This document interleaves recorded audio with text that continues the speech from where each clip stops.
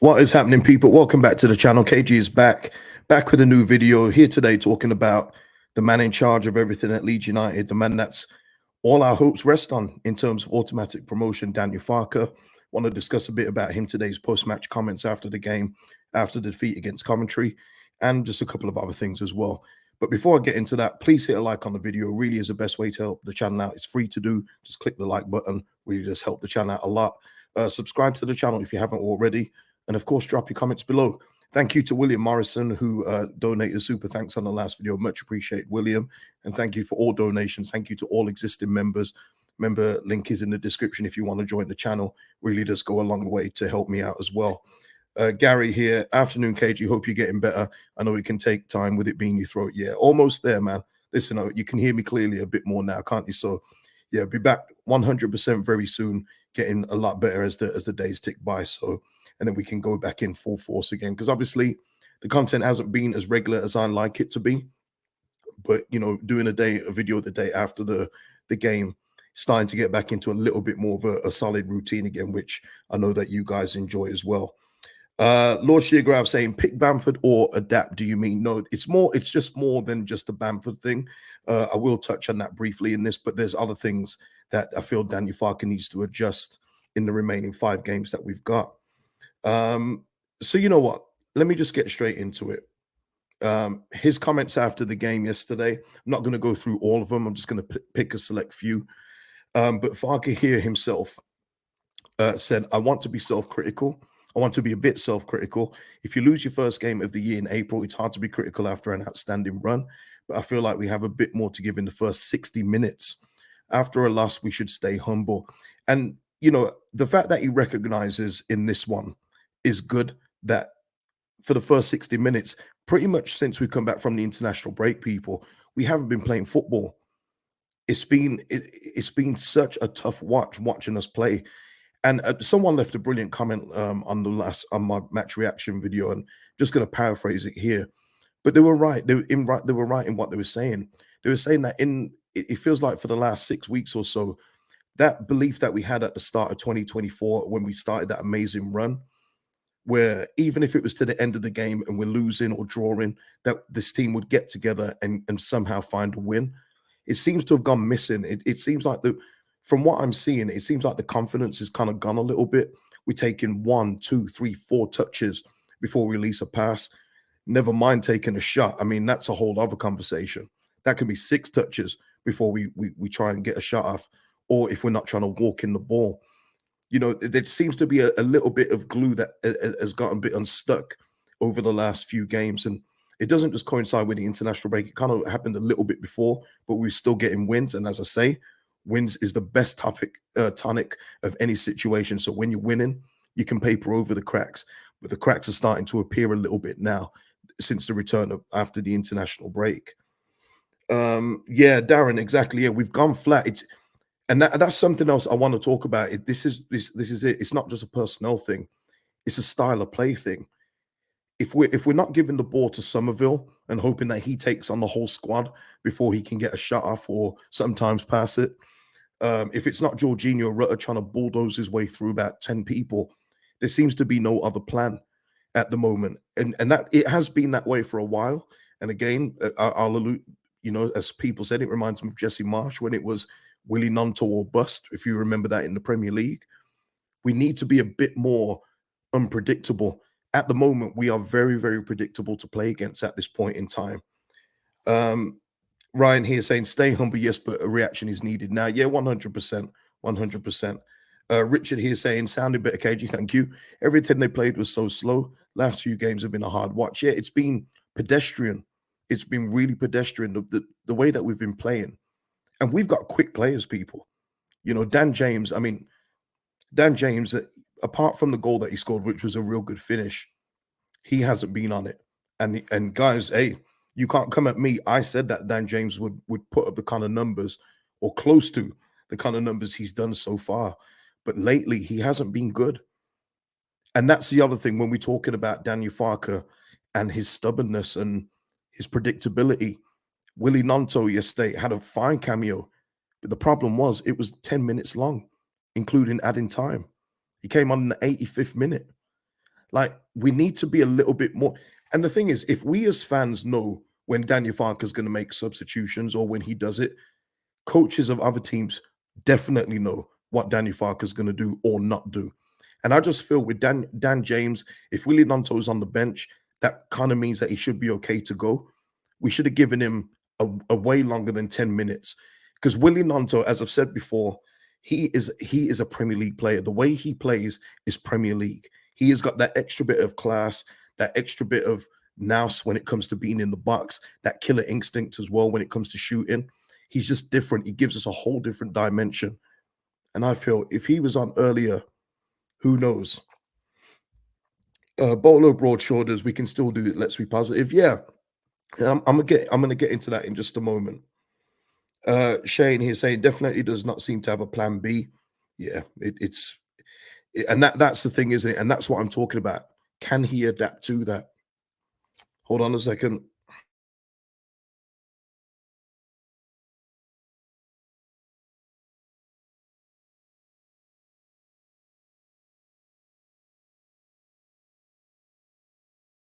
There we go. Clear my throat. Can he adapt to that? Can he do something different? And listen, let's carry on with it with his comments. Also thought Bamford's chance in the first half was a big one. Yep. Says it might have been better to go with it with his right foot than left. Well, yes. Coventry, a good side. Yep. He was talking about Connor Roberts having 45 minutes, and that's the max he could get. So even there, oh yeah, that's what I wanted to highlight. Even there with Connor Roberts, into Gavin, don't do it, man. Even with Connor Roberts there, it tells you there straight away that 45 minutes was planned, pre-planned. So it wasn't made on the fly. It wasn't made because Kamara was having a stinker in the end. It was made because that was probably a predetermined decision before the game. That's what I'm talking about. That's pre-planned substitutions. That's not adapting on the fly. Can he do that? Or is it everything have to be so rigid? We shall see. Carrying on here on the tactical, yeah, Kamara's change was tactical, yeah. Leeds were aware of the result. Of course they were. Everyone has a phone. But this was the one here, and this is the, a couple of you messaged me on Instagram in regards to this and thought, what was he talking about here? But Farke said he thought Bamford invested a lot against the ball. With the ball, he was not that effective. Doesn't want to be too critical of him, and I agree with that in public. I do. I'm not for players being bashed in public. And as far as I know, with Daniel Farke so far, maybe someone can correct me. Um, I don't think he's bashed any players publicly after a game. The only one that he's done so far was against Charlie Creswell, and that's because his dad, came for Daniel Farke saying, why don't you play my son a bit more? So, Daniel Farke shot back with that, which I have no problem with. I actually like that. I think that's good. But I don't think he's actually criticized anybody else. He may have said that people should have scored a chance here and there, but he's not been critical of him. This is stuff for behind closed doors.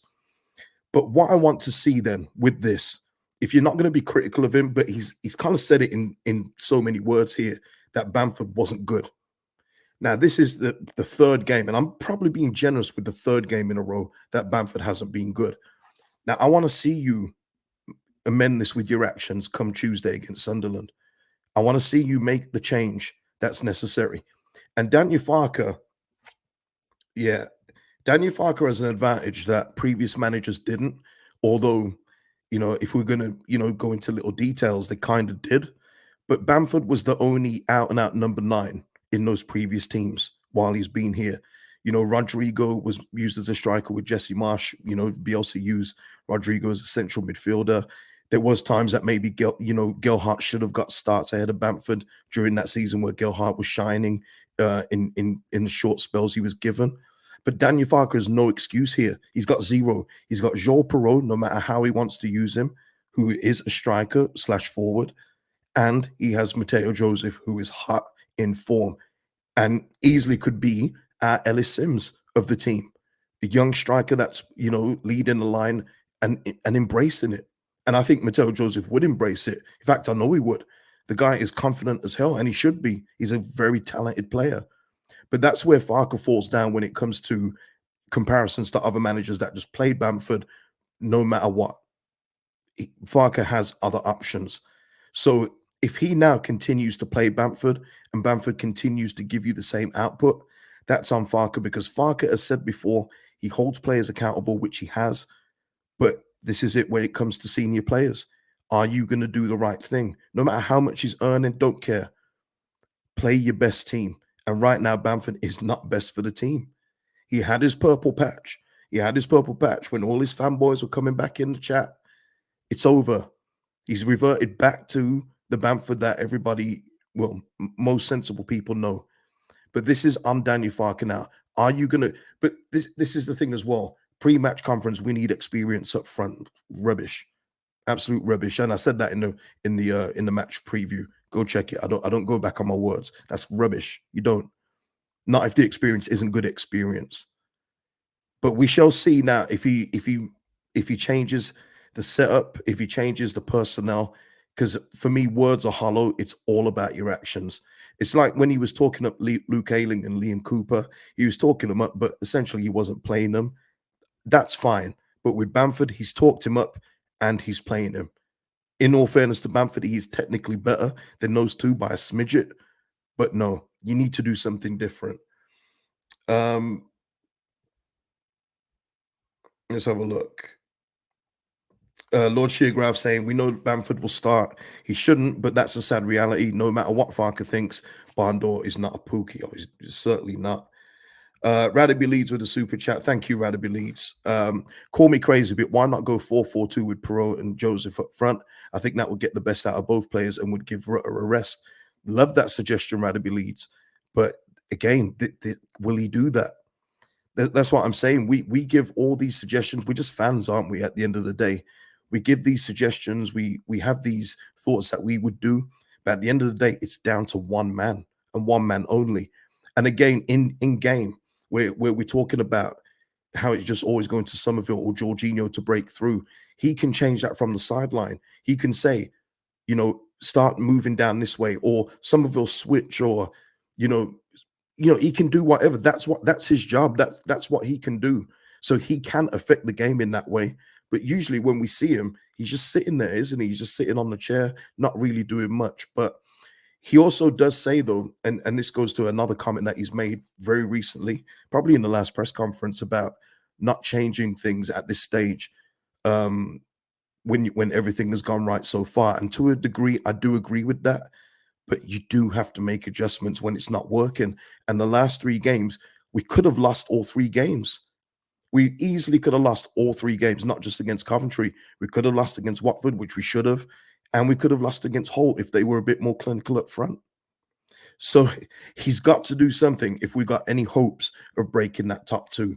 But thank you, Radaby Leeds. And that is a great suggestion, by the way. I actually like the thought of Joel Perot and Matteo Joseph up front. I think it could work. Alison Adams in the house. Farke too stubborn. Bamford running through on treacle. Crazy, man. Crazy stuff when you see him trying to run. But you look at all the match reactions I've done. It's been the same. He's been up against some mid to absolute average defenders in this league who are about 37 years old, and they outrun him. That's not me being extra. That's happened. Who's it for Rotherham? Was it Morrison? Morrison was in his prime about 10 years ago. But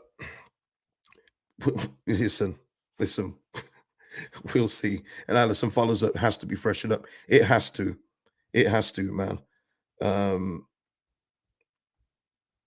But look, that was the last point on that. But I also want to just point to the fact that it's not over. I know a lot of you were saying yesterday, welcome to the playoffs and everything else like that.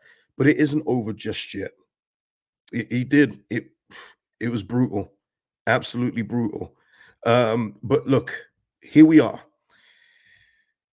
Here are our remaining 5 fixtures, people.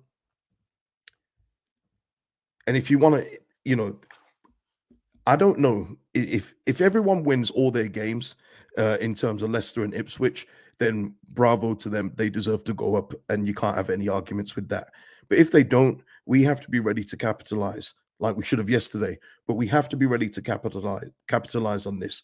Now, Sunderland at home, I think we should be beating Sunderland at this moment in time. They've fallen off a cliff. I think Jack Clark is still out for them. But this isn't the Sunderland preview, by the way. I'll do that tomorrow. but we should be beating them at home, especially with our home record. Blackburn are just not the same Blackburn as they used to be. They've got hardly any threat now besides Schmodix or whatever his name is. Look out for him. You shut their supply off. Middlesbrough away, usually a tricky fixture, could be a tricky fixture. QPR away, I'm sorry, should be looking at 3 points there. I think that the trickiest fixture in this is probably Middlesbrough away. Maybe some of you guys think a couple others could be trickier. Let me know. Lee Waters in the house. Farke doesn't want to be too critical because he doesn't want to upset anyone. He needs to be ruthless as a coach and tell them how it is. Yeah, I think no, I think behind closed doors, Lee, you would hope that he will have. Like I say, coach bashing him publicly won't do him any good. You know that Bamford's confidence is as frail as a packet of biscuits. So don't bash him publicly, but you've got to tell him behind the scenes, you haven't done enough. I'm going to start Joel Pro in the next game. I'm going to start Mateo Joseph in the next game. That has to be the conversation because if you keep rolling him out, he's getting away with what he's got away with in the last 4 years under every single other manager. But as I say, every manager dies on their own sword. So if he wants to do that, that's up to him.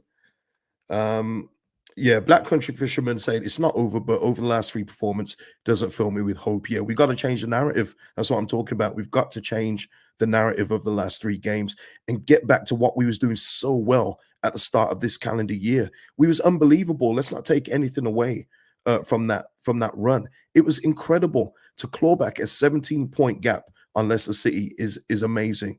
It takes Leicester falling off. It takes you getting the points, of course. But we was sensational in that run. But it's fallen off a cliff a bit now.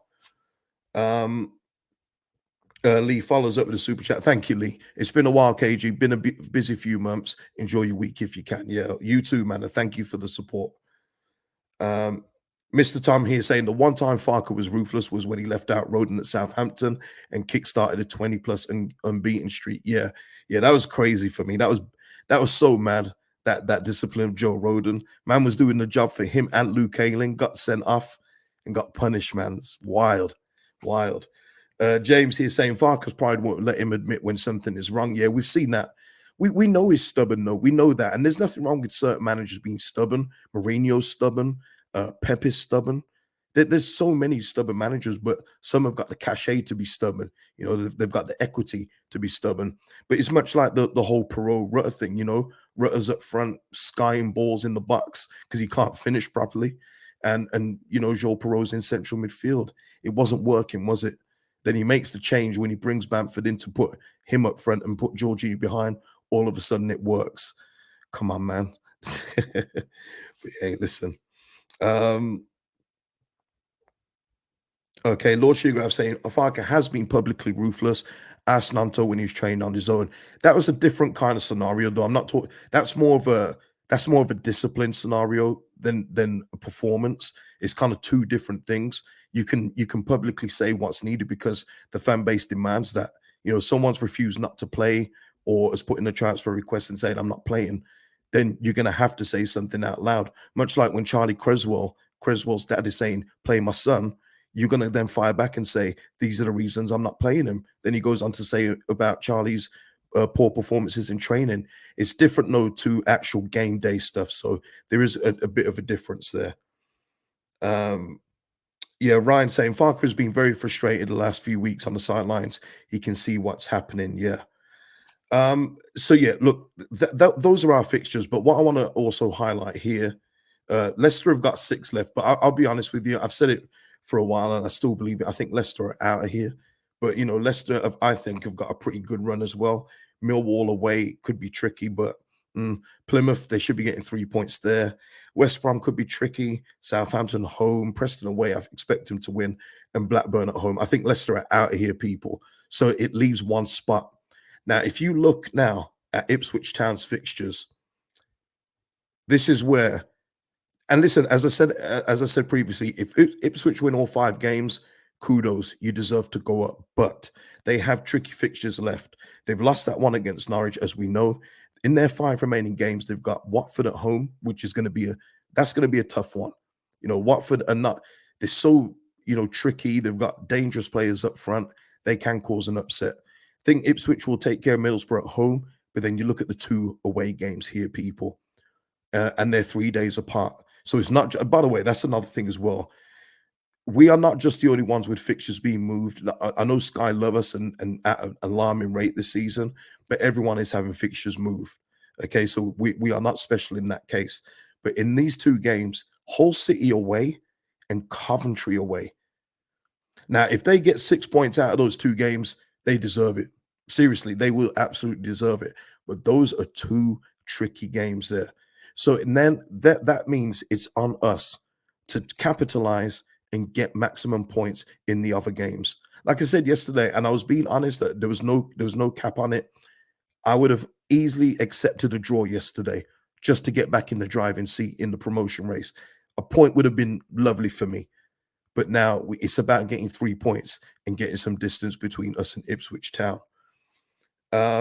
Gavin here saying, can't see Ipswich getting 6 from Coventry and Hull. I don't see either, but it wouldn't be out of the realm of possibility with this team. They've been very resilient all year long. And I got to say as well, I've said it before with Ipswich, it's a good team spirit they've got there. But I mean, the goalkeeper is average as hell. Rubbish, man. He's actually bad. He's a bad goalkeeper, but they do enough as a team to bail him out. They do enough as a team to get the points. That's what they're doing right now. It's that team spirit. It's that like Bielsa type spirit of getting a bunch of players that just aren't good enough. But when you get the maximum out of them, you can achieve great things. David here. Let me just get a sip.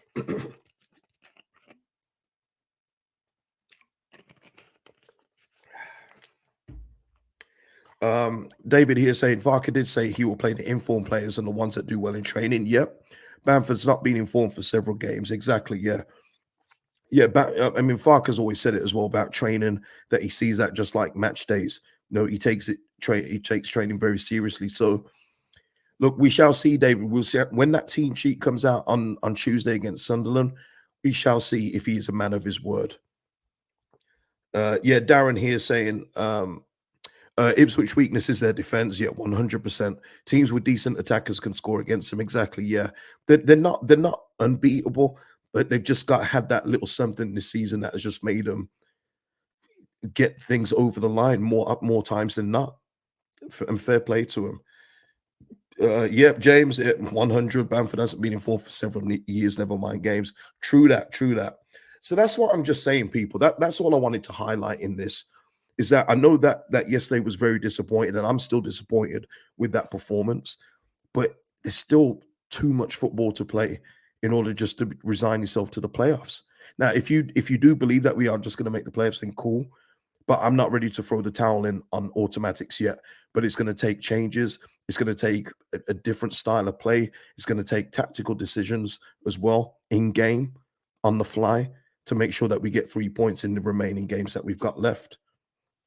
So, yeah, and that's all I wanted to say on that today. That's all I wanted to say. Let me just get this here. Yeah, that's all I wanted to highlight today, people. Um, you know, I just don't want the playoffs scare me a little bit. I know I've said previously that I believe that this team will go up in the playoffs, but when you look at the last few games, you just wonder if we don't finish in the top two, what kind of mental strain is that going to take out on these players already? I just don't know, but I still back us to go up. I'm still not thinking about championship football next season at this point, but we need to change the narrative. The last 3 games have been poor. You know, we've won one in that time, but it's been bad. It's been bad to watch. So let's just hope that Daniel Farke has a plan. We'll see what the press conference has got to say tomorrow. I will be back for a preview of the Sunderland game, so please join me for that. Before you go, please like the video, subscribe to the channel, and drop your thoughts on anything discussed below. Peace out, people. Enjoy the rest of your Sunday.